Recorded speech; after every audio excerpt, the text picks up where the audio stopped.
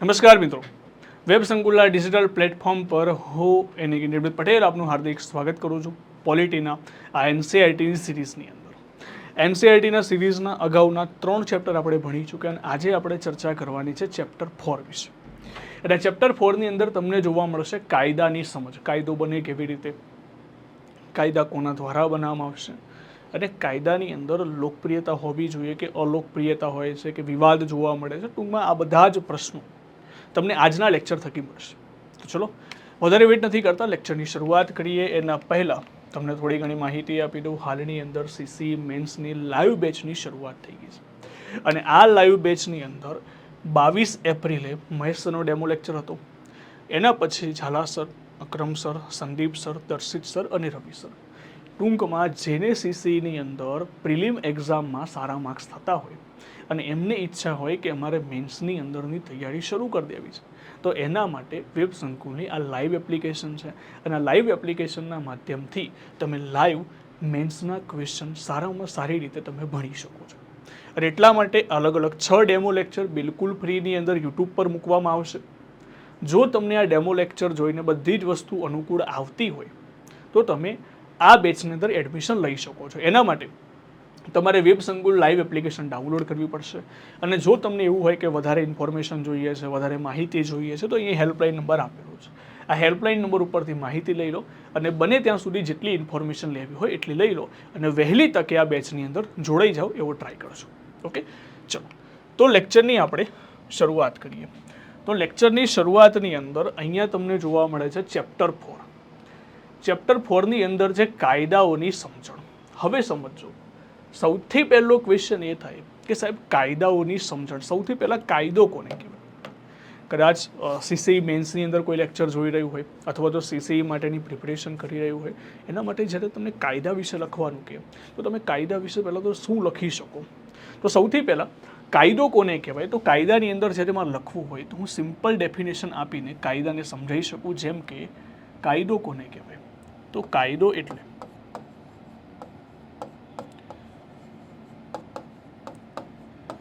કોઈ દેશ કે કોઈ રાજ્ય ના એવા અધિકારિક નિયમ જે સૂચિત કરે કે લોકોને શું કરવું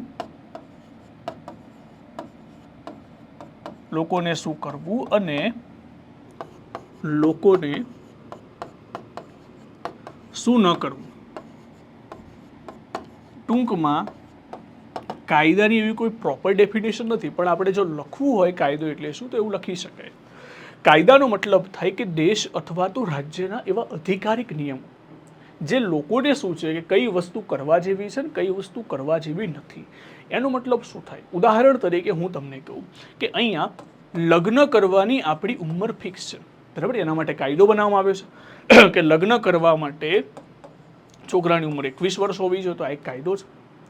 લોકોને જો મતદાન કરવું છે તો મતદાન માટે પણ એક ઉંમર નિર્ધારિત કરી છે. કેટલા વર્ષ? 18 વર્ષ, કે 18 વર્ષથી ઉપરના લોકો પોતે મતદાન કરી શકે છે. તો આ બધી જ વસ્તુ શેના દ્વારા બનાવવામાં આવી? બધી જ વસ્તુ કાયદા દ્વારા બનાવવામાં આવી. અને એનાથી પણ જો મારે બીજી વાત કરવી હોય, તમે કોઈ સંપત્તિની જ્યારે લેવેચ કરો છો તો એ પણ કયા આધારિત થાય છે? કાયદાના આધારિત થાય છે. અને જ્યારે તમે કોઈ સંપત્તિની લેવેચ કરો છો એમાંથી અમુક ટેક્સ ઓફ એમાઉન્ટ તમારે સરકારને પે કરવું પડશે, તો સરકારને આપવું પડશે. તો એ બધી જ વસ્તુ શેના મુજબ થાય છે? એ બધી જ વસ્તુ કાયદા મુજબ થાય છે. તો કાયદાની અંદર જો મારે સિમ્પલ કહેવું હોય તો હું કહી શકું કે દેશના એવા નિયમો જે લોકોને સૂચિત કરે છે કે શું કરવું જોઈએ અને શું ના કરવું જોઈએ. એના માટે શું બનાવવામાં આવ્યું છે? કાયદા. તો આ જે પહેલો પેરેગ્રાફ છે આની અંદર આ જ પ્રકારની વાત કરેલી છે. આવી ડેફિનેશન નથી આપી, પણ અહીંયા લખેલું છે કાયદાઓ કેવા કેવા હોય છે જે આપણે ડેલી લાઈફમાં વપરાતા હોય, રોજબરોજની આપણી જિંદગીની અંદર વપરાતા હોય. આ ટાઈપના કાયદા કે લગ્ન કરવાની ઉંમર હોય કે મતદાન કરવાની ઉંમર હોય કે સંપત્તિની લેવેચ કરવાની વસ્તુ હોય, આ બધી જ વસ્તુ કાયદા દ્વારા કરવામાં આવતી હોય છે. ક્લિયર? ચલો આગળ વધીએ. હવે તમે ઇમેજ જોઈ શકો છો. હવે બીજી વસ્તુ એ થાય કે સાહેબ આ કાયદાની માંગણી છે, લોકો કાયદાની માંગણી કરે છે અથવા તો આ જે કાયદા છે એ કયા કયા લોકો ઉપર લાગુ થાય, આ જે કાયદા છે કયા કયા લોકો ઉપર લાગુ થાય અને કાયદા બને કેવી રીતે, તો ધ્યાનથી સમજજો. જ્યારે હું કાયદાની વાત કરું છું તો કાયદા કયા કયા લોકો ઉપર લાગુ થાય એ એક નાનકડી સ્ટોરી આપી છે. સ્ટોરીની અંદર એવું છે કે અહીંયા કોઈ સરકારી અધિકારીનો કોઈ પુત્ર હોય છે, એને ડિસ્ટ્રિક્ટ કોર્ટ દ્વારા કોઈ સજા આપવામાં આવે છે, 10 વર્ષની સજા આપવામાં આવે છે અને પિતા એના સરકારી અધિકારી હોય છે. તો છોકરાને શું કરે છે, છોકરાને એને ગાયબ કરી નાખે છે થોડા સમય માટે અથવા તો એ સજાથી મુક્ત કરાવી દે છે. તો તમે એ જુઓ, અહીંયા એવું છે કે કાયદો બધા માટે સરખો હોવો જોઈએ, પણ અહીંયાથી સરકારી અધિકારીનો પુત્ર હોવાના કારણે એને કાયદા સાથે છૂટછાટ મળી ગઈ. તો શું આ વસ્તુ વેલિડ છે? તો આ વસ્તુ બિલકુલ વેલિડ નથી. કાયદો કોઈને આર્થિક રીતે કે સામાજિક રીતે બચવાનો કોઈ ઉપાય નથી કરતો. કાયદો દરેક માટે સરખો છે. એ ચાહે કોઈ પણ વ્યક્તિ હોય, ભારત દેશની અંદર કોઈ પણ વ્યક્તિ, બધા માટે કાયદો સમાન છે. ઇવન કાયદો દરેક વસ્તુથી સર્વોચ્ચ છે, કાયદાથી ઉપર કોઈ નથી, એટલી વસ્તુ યાદ રાખવાની છે. કાયદો સૌથી ઉપર છે, એટલા માટે કહેવામાં આવે છે કે કાયદાનું શાસન. અહીંયાથી સમજો, કાયદાનું શાસનનો મતલબ શું થાય? હું જ્યારે એવો શબ્દ વાપરું કે કાયદાનું શાસન, તો કાયદાના શાસનનો મતલબ એવો થાય કે કાયદો તમામ લોકો માટે સર્વોચ્ચ છે. તમામ લોકો માટે કેવો છે? સર્વોચ્ચ છે. કાયદાથી ઉપર કોઈ નથી. અને જો મારે બીજું સેન્ટેન્સ લખવું હોય તો હું લખી શકું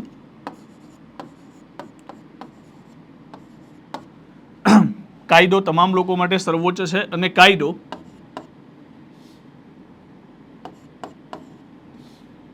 કાયદાથી ઉપર કોઈ નથી. કાયદાથી ઉપર કોઈ નથી એટલે સૌથી મોટું શાસન, કાયદાનું શાસન, જેને ઇંગ્લિશમાં કહેવામાં આવે છે રૂલ ઓફ લો. જેને ઇંગ્લિશમાં આપણે શું કહી શકીએ? ઇંગ્લિશમાં કહી શકીએ કે rule of law. Rule of લોનો મતલબ શું થાય? કાયદાનું શાસન. તો ભારત દેશની અંદર જે કાયદાનું શાસન તમને જોવા મળે છે ને, હવે તમે મને કહો કે આ વસ્તુ જે બની, જેના જે પુત્રના પિતા એ સરકારી અધિકારી હતા, જેને આ કાયદા સાથે ફેરફાર કર્યો અથવા તો બચી ગયો, તો શું એને કાયદાનું શાસનનું ઉલ્લંઘન કર્યું કે ના કર્યું? ઇન્ડિયાના રૂલ ઓફ લોનું ઉલ્લંઘન કર્યું કે ના કર્યું? બિલકુલ કર્યું છે. તો આ શું છે? કાયદાના શાસનનું ઉલ્લંઘન છે, કારણ કે કાયદા આગળ કોઈ વ્યક્તિ ના બચાવી શકે, છતાં પણ એને બચાવવામાં આવ્યો. એકચ્યુઅલી આ ઘટના કેવી પ્રકારની હતી કે આ બુકની અંદર લખવામાં આવી હતી. એકચ્યુઅલી આ ઘટના થોડા સમય પહેલાં ન્યૂઝમાં પણ આવેલી હતી, ઘણો સમય થઈ ગયો. તો ન્યૂઝની અંદર એવું હતું કે કોઈ ફોરેનથી કોઈ મહિલા આવી હતી, તો મહિલા ઉપર કોઈ પુરુષ દ્વારા રેપ અટેમ્પ્ટ કરવામાં આવ્યો અને એ જે પુરુષ દ્વારા રેપ અટેમ્પ્ટ કરવામાં આવ્યો, એના પિતા જે સરકારી અધિકારી હતા. તો જ્યારે પણ એના ઉપર ટ્રાયલની બધી શરૂઆત થવાની હતી એ પહેલાં એને થોડા સમય માટે ગાયબ થઈ ગયો અને પછી થોડા સમય પછી પકડાય છે, લગભગ ઘણા વર્ષો પછી પકડાય છે. અને એ પકડાયા પછી એવું સાંભળવા મળે છે કે એ પુત્રના જે ગાયબ થયો એના પાછળ એના પિતાનો પણ એટલો જ હાથ હતો, એટલે કે પિતાએ જ ગાયબ કરાવડાયો હતો. કદાચ મે બી એના ઉપરથી આ સ્ટોરી કદાચ મૂકી હોય અહીંયાથી, પણ આ વસ્તુ શું બતાવે છે? આ વસ્તુ કાયદાનું ઉલ્લંઘન બતાવે છે. કાયદાના શાસનની અંદર ભારત દેશના તમામ લોકો એક સમાન છે. કોઈ એક વ્યક્તિ માટે કાયદો લાગુ પડે તો દરેક લોકો માટે કાયદો સમાન છે. એનો મતલબ થાય કાયદો ક્યારે પણ ધર્મ, જાતિ, લિંગ અને જન્મસ્થાન આધારિત નથી હોતો. કાયદો ક્યારે પણ ધર્મ, જાતિ અને લિંગ સાથે ભેદભાવ કરતો નથી. એટલે કાયદો બધા માટે કેવો છે? સર્વોચ્ચ. કાયદો કોઈ પણ વ્યક્તિ હોય બધા માટે સર્વોચ્ચ રહેશે, એ ભારતનો કોઈ પણ નાગરિક હોય. હા, અહીંયા થોડા ઘણા અપવાદ છે. થોડા ઘણા અપવાદની અંદર શું આવે છે? જેમ કે તમે કાયદાનું શાસન, રૂલ ઓફ લો, આ બધું વસ્તુ બંધારણના આર્ટિકલ 14ની અંદર પણ ઉલ્લેખ કરેલો છે. આર્ટિકલ 14માં કહે છે કાયદો બધા માટે સર્વોચ્ચ છે, કાયદાથી ઉપર કોઈ નથી. પણ એનો અપવાદ પણ છે. અપવાદ શું છે એ પણ તમને માહિતી આપી દો. અપવાદ છે આર્ટિકલ 361. આર્ટિકલ 361ની અંદર રાષ્ટ્રપતિ અને રાજ્યપાલના વિશેષ અધિકારો છે. જેમ કે માની લો કે તમે કોઈ ગુનો કર્યો, તમને સજા મળી જશે. જ્યારે રાષ્ટ્રપતિ, રાજ્યપાલ પોતાના પદ ઉપર રહીને ગુનો કરે તેમને સજા નથી મળતી. તો એનો મતલબ થાય કે આર્ટિકલ 14 એટલે કાયદાનું ઉલ્લંઘનમાં અપવાદ કોણ છે, કાયદાના શાસનમાં અપવાદ કોણ છે, તો રાષ્ટ્રપતિ અને રાજ્યપાલ આની અંદર અપવાદ ગણવામાં આવે છે. આ એટલા માટે છે કે આની અંદર કારણ પણ એ છે કે સમજો કે રાષ્ટ્રપતિ અને રાજ્યપાલ દેશના એવા બંધારણીય હોદ્દા છે. હવે જો એમના ઉપર નાના નાના ચાર્જીસ લગાવીને કેસ કરી દેવામાં આવે તો અત્યાર સુધી ઘણા બધા રાષ્ટ્રપતિ જેલમાં હોય. સીધી વસ્તુ છે. આજે ઘણા બધા મંત્રીઓ ઘણા બધા ખોટી રીતે ખોટા કેસો લગાડીને પણ જેલમાં પૂરવામાં આવતા હોય, તો એનો મતલબ થાય રાષ્ટ્રપતિને પૂરતા કંઈ વાર ના થાય, એના ઉપર ખોટા ચાર્જીસ ખોટા કેસો લગાડી દેવામાં આવતા હોય. તો આ જ બધી વસ્તુઓના કારણે રાષ્ટ્રપતિ રાજ્યપાલ જે બંધારણીય હોદ્દો છે એમને ક્રિમિનલ લોથી એક અપવાદ તમે કહી શકો, અપવાદ આપવામાં આવ્યો છે કે આની અંદરથી કાયદાના શાસનમાં એક નાનકડો અપવાદ છે, બરાબર. બાકી બધા માટે તો કાયદો સમાન રહેશે. તો અહીંયાથી એ શીખવાનું હતું કે અહીંયા જો લખેલું છે કે हमारा कानून धर्म जाति लिंग के आधार पर लोगों के बीच भेदभाव नहीं करता. એટલે કે ભારત દેશનો કાનૂન કેવો છે, ભારત દેશનો કાનૂન બધા કરતાં સર્વોચ્ચ છે. આગળ વધીએ, મેં તમને જે માહિતી આપી દીધી એ બધી જ વસ્તુ આ પુસ્તકની અંદર અહીંયા અલગ અલગ લખેલી છે. હવે બીજો ક્વેશ્ચન એ થાય કે માની લો કે સાહેબ હાલની અંદર તો કાયદાનું શાસન એટલે કે રૂલ ઓફ લો છે, હાલની અંદર તો તમને આ રૂલ ઓફ લો જોવા મળે છે, એટલે કાયદાનું શાસન જોવા મળે છે. શું સાહેબ આ કાયદાનું શાસન પહેલાં પણ હતું? એટલે કે પ્રાચીન સમયની અંદર જ્યારે રાજાઓનું શાસન હતું ત્યારે શું કાયદાઓનું શાસન જોવા મળતું હતું? તો એનો આન્સર તમે સમજજો. પ્રાચીન સમયની અંદર રાજા, તો રાજાની અંદર ક્યારે પણ દરેક લોકો માટે સજા સરખી નથી હોતી. તમે જુઓ કે માની લો કે રાજાનો પુત્ર કોઈનો ગુનો કરે અથવા તો રાજાનો પુત્ર કોઈ ગુનો કરે તો શું એને એટલી સજા મળતી હતી? તો ના, એટલી સજા નથી મળતી. રાજાઓની અંદર અલગ અલગ વસ્તુ હતી. દરેક રાજ્યની અંદર રાજાઓ પોતાની રીતે અલગ અલગ સજા આપતા હતા. એમાં તો ખાસ કરીને એવું બુકની અંદર પણ લખાયેલું છે, આ બુકમાં પણ માહિતી છે કે નીચી કોમના જે લોકો હતા એ લોકોને વધારે સજા આપવામાં આવતી હતી જે તે સમયની અંદર. તો અહીંયા જુઓ, અહીંયા તમને લાગે છે કે કાયદાનું શાસન પ્રાચીન સમયમાં હતું? તો બિલકુલ નહોતું. કાયદાનું શાસન પ્રાચીન સમયમાં હતું નહીં. તો એનો મતલબ થાય કે રાજા પોતાની મરજી મુજબ સજા આપતા હતા, અને રાજા જ્યારે પોતાની મરજી મુજબ સજા આપે ત્યારે શું કહેવામાં આવતું હતું? ત્યારે આર્બિટ્રરી લો અથવા તો મનસ્વી કાયદો તરીકે ઓળખી શકાય. મનસ્વી કાયદો અથવા તો આર્બિટ્રરી લો.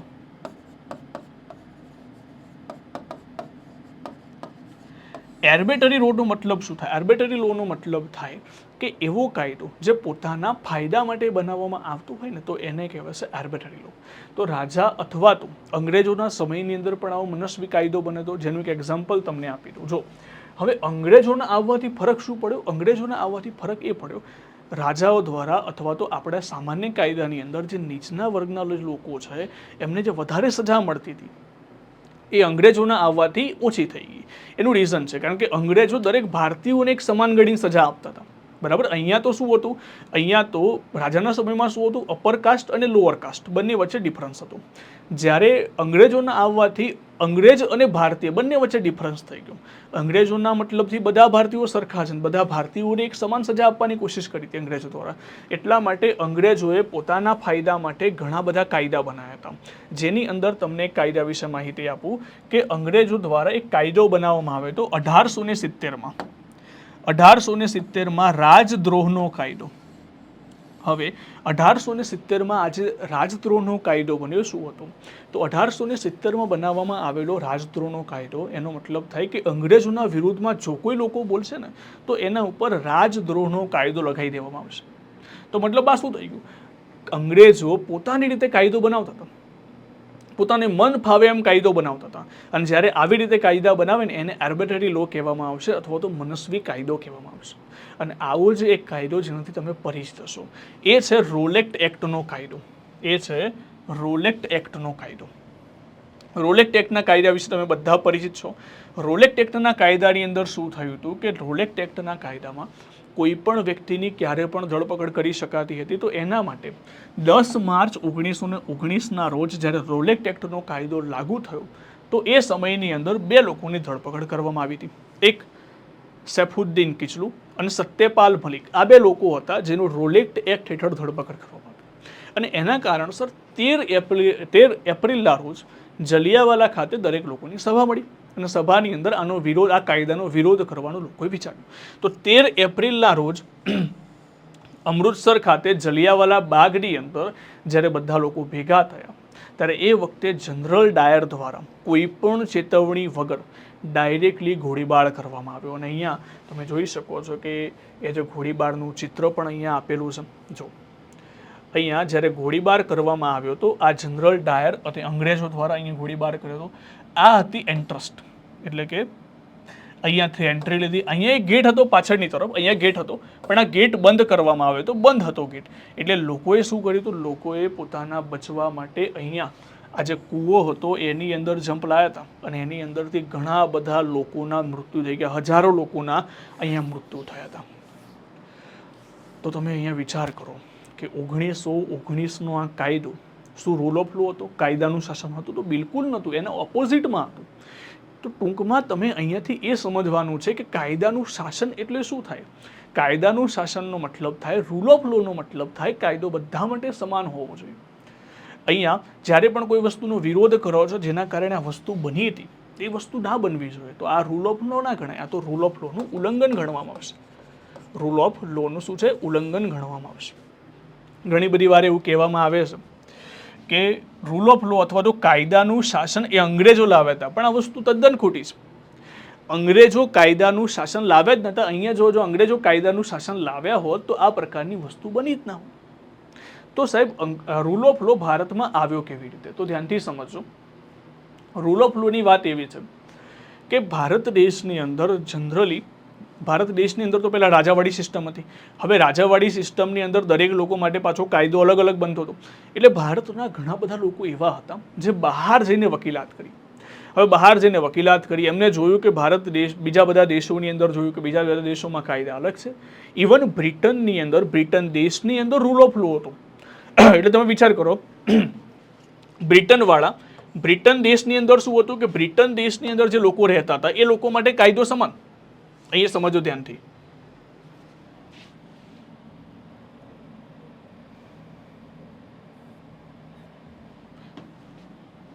બ્રિટનની અંદર જે લોકો રહેતા હતા એ લોકો માટે રૂલ ઓફ લો એટલે કાયદો સમાન. પરંતુ જે લોકો ભારતમાં રહેતા હતા એ લોકો માટે કાયદો અલગ અલગ. એટલે ભારત દેશની અંદર જે રાષ્ટ્રવાદી નેતાઓ હતા એ લોકોએ માંગણી કરી કે ભારતની અંદર પણ ભાઈ રૂલ ઓફ લો લાવો, બધા માટે કાયદો સમાન કરો. પછી ભલે અંગ્રેજો ગુનો કરે કે ભારતીય ગુનો કરે, બધા માટે કાયદો સમાન કરો. અંગ્રેજો ગુનો કરે તો એના માટે કોઈ ઉલ્લંઘન નહીં ગણાય, જ્યારે ભારતીય ગુનો કરે તો એના માટે ઉલ્લંઘન ગણાતું હતું. તો આ વસ્તુ તદ્દન ખોટી હતી. તો એ વખતે આપણા જે રાષ્ટ્રવાદી નેતાઓ હતા એમને એક માંગણી કરી. માંગણી એવી કરી કે કાયદાનું શાસન લાવો. જે રીતે બ્રિટનમાં તમે પોતાના દેશની અંદર કાયદાનું શાસન ચલાવો છો તો ભારત દેશની અંદર કેમ નહીં? તો એટલા માટે ખાસ કરીને અંગ્રેજો દ્વારા રૂલ ઓફ લો પછીથી લાવવામાં આવ્યો. ભારત દેશના બંધારણની અંદર સ્વીકાર કરવામાં આવ્યો તો જે આપણી બંધારણ સભા હતી એની અંદર આર્ટિકલ 14માં લખી દેવામાં આવ્યું કાયદાની શાસન અથવા તો કાયદાની સમાનતા, રૂલ ઓફ લો. ઓકે, ચલો એના પછી આપણે આગળ વધીએ. હવે ધીમે ધીમે જેમ ભારત આઝાદ થયું, ભારતનું બંધારણ બન્યું, ત્યારે ભારતના બંધારણની અંદર એક વસ્તુનું ખાસ ધ્યાન રાખવામાં આવ્યું કે કાયદો દરેક લોકો માટે સમાન રહેશે. તો એનો મતલબ એવો થયો કે હમણાં તમે જુઓ કે 2005ની અંદર થોડા વર્ષો પહેલાં પરિવર્તન આવ્યું. 2005માં શું પરિવર્તન આવ્યું? તો 2005ની અંદર એક અધિનિયમ હતો. 2005માં હિન્દુ ઉત્તરાધિકારી સંશોધનમાં પરિવર્તન કરવામાં આવ્યું. 2005 પહેલાં એવું હતું, હિન્દુ ઉત્તરાધિકારી અધિનિયમમાં 2005 પહેલાં એવી કન્ડિશન હતી કે કોઈ પિતાની પ્રોપર્ટી હોય એના ઉપર પુત્ર જ હકદાર હતો.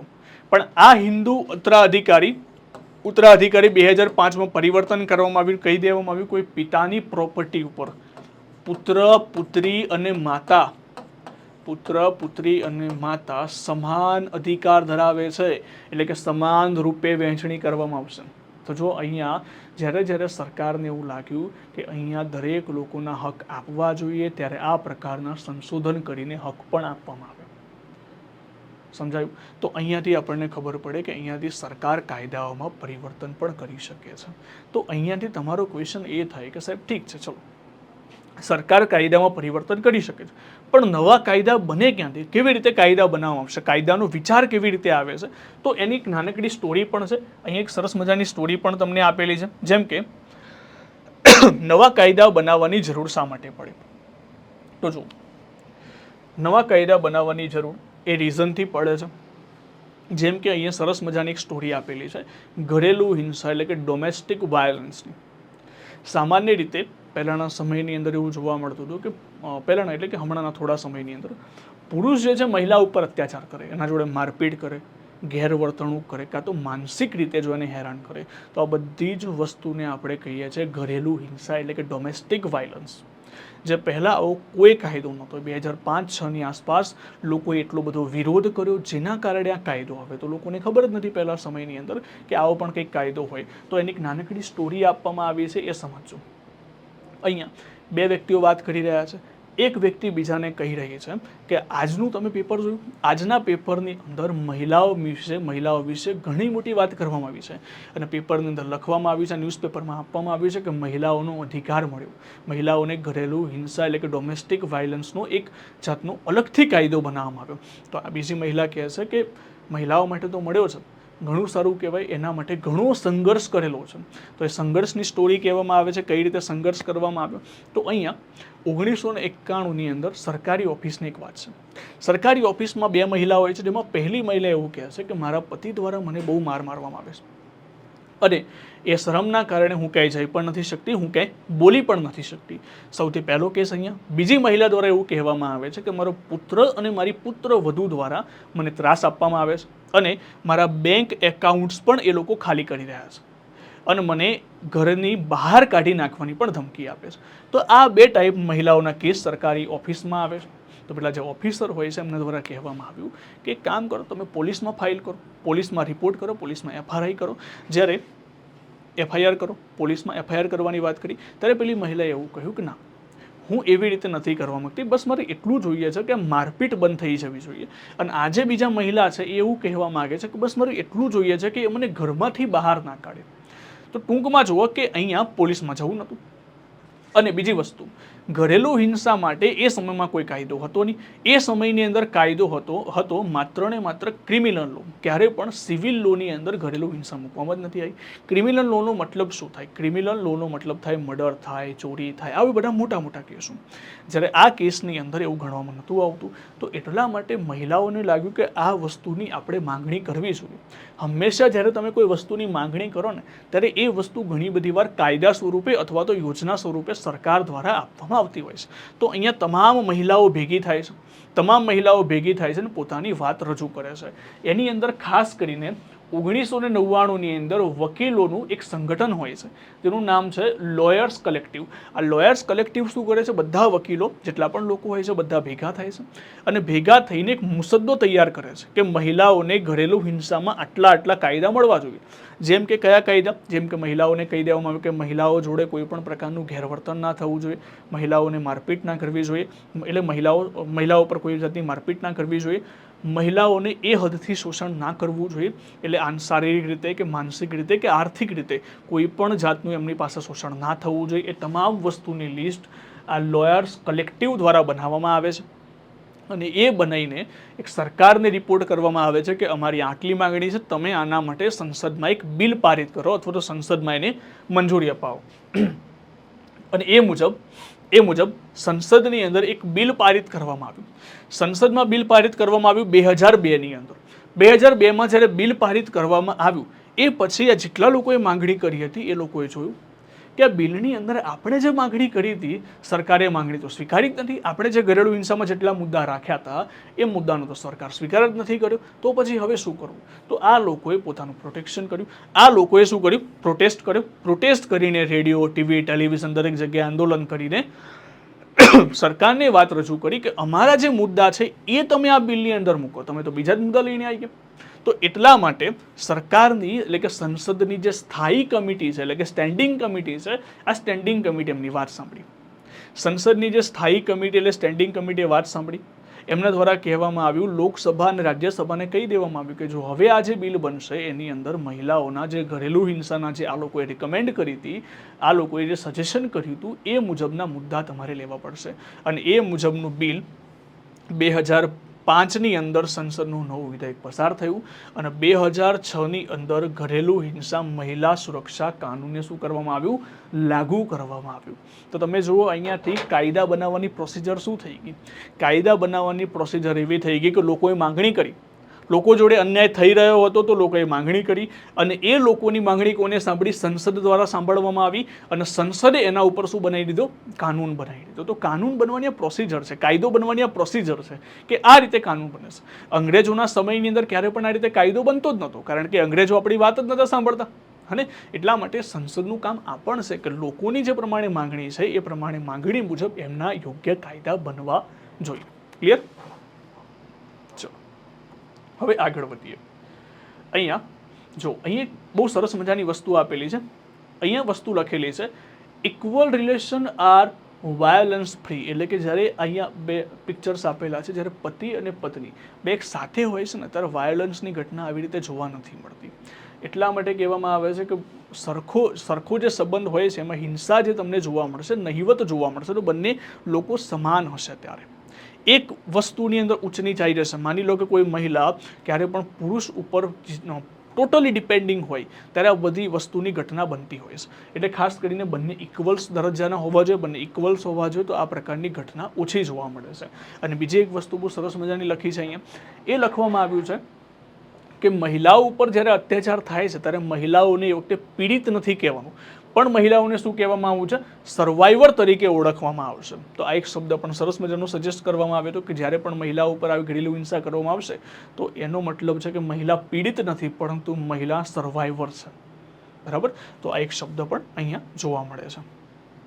બીજી વસ્તુ, હવે જો કોઈ પણ કાયદા છે ને એ દરેક કાયદાની અંદર એવું નથી હોતું કે કાયદો જ્યારે લાગુ થાય તો દરેક લોકોને ગમતું હોય. ઘણા બધા લોકો માટે વિવાદ સમાન પણ કાયદો હોય, ઘણા બધા લોકો માટે સારો પણ કાયદો હોતો હોય છે. તો એની અંદરથી અહીં એક નાનકડી સ્ટોરી આપેલી છે અમેરિકાની અંદર. અમેરિકાની અંદર રંગની એટલે કે જે બ્લેક એન્ડ વ્હાઇટની જે ચળવળ છે અથવા બ્લેક એન્ડ વ્હાઇટની વચ્ચે જે વિરોધ છે ઘણા લાંબા સમયથી હતો, જેને એક નાનકડી સ્ટોરી આપેલી છે 1955 1955માં એક આફ્રિકન અમેરિકન મહિલા, જેનું નામ અહીંયા આપેલું છે આફ્રિકન અમેરિકન મહિલાનું રોઝા પાર્ક્સ. હવે કેવું હોય છે કે અમેરિકામાં એ સમયની અંદર એવું હતું કે જ્યારે કોઈ બ્લેક મેન અથવા બ્લેક વુમન જ્યારે બેઠા હોય, શ્વેત મહિલા અથવા તો શ્વેત પુરુષ જ્યારે કોઈ બેઠા હોય કોઈ વ્હાઇટ માણસ આવી જાય તો એમને ઊભું થઈને સીટ આપી દેવાની. તો આ પ્રકારના નિયમો એ વખતે ચાલતા હતા. તો એ સમયની અંદર આજે મહિલા પોતાની સીટ ઉપર બેઠી હતી અને જ્યારે કોઈ વ્હાઇટ માણસ આવે છે તો મહિલા ત્યાં જ બેસી રહે છે. મહિલાનું નામ છે રોઝા પાર્ક્સ. તો મહિલા ત્યાં જ બેસી રહે છે. તો મહિલા એવું કહે છે કે હું તમને આ સીટ નહીં આપું, કે મારા પણ પોતાના અધિકાર છે, હું પણ આ જ દેશની નાગરિક છું, મારા પણ પોતાના અધિકાર છે. અને એના કારણે અમેરિકામાં ઘણો મોટો વિરોધ થાય છે. અંતે સરકાર દ્વારા 1964માં અમેરિકામાં અધિનિયમ લઈ દેવામાં આવે છે કે नागरिक अधिकार कानून पारित किया गया और इन कानून में संयुक्त राज्य अमेरिका में नस्ल, धर्म या राष्ट्रीयता के आधार पर किसी भी तरह का भेदभाव गैर कानूनी घोषित कर दिया गया. એટલે કોઈ પણ વ્યક્તિ જોડે જો તમે આ પ્રકારનો ભેદભાવ કરો છો તો એ ગેરકાનૂની છે. તો અહીંયા જ્યારે સરકારમાં પ્રોટેસ્ટ થશે અથવા તો વિરોધ થશે, સરકાર એને ધ્યાનમાં લેશે અથવા તો ભારત દેશની સંસદ અથવા કોઈ પણ દેશની સંસદ એને ધ્યાનમાં લેશે અને એના મુજબનો યોગ્ય કાયદા લાવવા માટે ટ્રાય કરશે. તો અહીંયા બીજી વસ્તુ એ સમજણમાં આવે કે માની લો કે સાહેબ સરકાર કોઈ નિયમ લાવે છે, સરકાર કોઈ કાનૂન લાવે છે તો એનો વિરોધ લોકોને કરવો હોય, જો એ કાયદો બરાબર યોગ્ય ના હોય તો વિરોધ કેવી રીતે કરી શકાય? તો વિરોધ કરવા માટે ન્યૂઝ ચેનલ છે એક આંદોલન, એક માધ્યમ છે. સાથે સાથે ન્યૂઝ એટલે કે અખબાર જેને કહી શકાય, ન્યૂઝપેપર જેને કહી શકાય, આ એક માધ્યમ છે જ્યાં લોકો પોતાની વાત રાખી શકે. ઘણી બધી વાર એવું બનતું હોય છે કે સંસદનું જ્યારે બિલ પારિત કરવામાં આવતું હોય છે ત્યારે રાજપત્રની અંદર એટલે કે લોકોની સજેશન અથવા તો લોકોની રિકમેન્ડ પણ લેવામાં આવતી હોય, લોકોને પૂછવામાં આવે કે બે આની અંદર કોઈ ચેન્જીસ કરવા છે તો લોકો જ્યારે સજેશન કરતા હોય તો એ પ્રકારના ચેન્જીસ અહીંયા થતા પણ હોય છે. પણ જ્યારે વધારે પડતો લોકોનો વિરોધ થઈ જાય ત્યારે અમુક વખતે એ કેન્સલ પણ કરવામાં આવતું હોય છે. જ્યારે હું થોડા સમય પહેલાં એક ફાર્મર બિલ હતું, તમને બધાને યાદ હશે, ફાર્મર બિલનો પ્રોટેસ્ટ એ જંતર મંતરની અંદર ખાસ કરીને હરિયાણા અને પંજાબના લોકો દ્વારા ઘણો વિરોધ કરવામાં આવ્યો, જેના કારણે શું કરી દેવામાં આવ્યું, ફાર્મર્સ બિલ રદ કરી દેવામાં આવ્યું સુપ્રીમ કોર્ટ દ્વારા. તો ઘણી બધી વાર એવું બનતું હોય કે સરકાર દ્વારા લવાયેલા કાયદા જે લોકોને અલોકપ્રિય હોય અથવા તો વિવાદાસ્પદ હોય ત્યારે સરકાર દ્વારા સરકારની સામે લોકો એનો વિરોધ કરતા હોય તો સરકાર અથવા તો સુપ્રીમ કોર્ટ એને રદ પણ કરી શકે છે.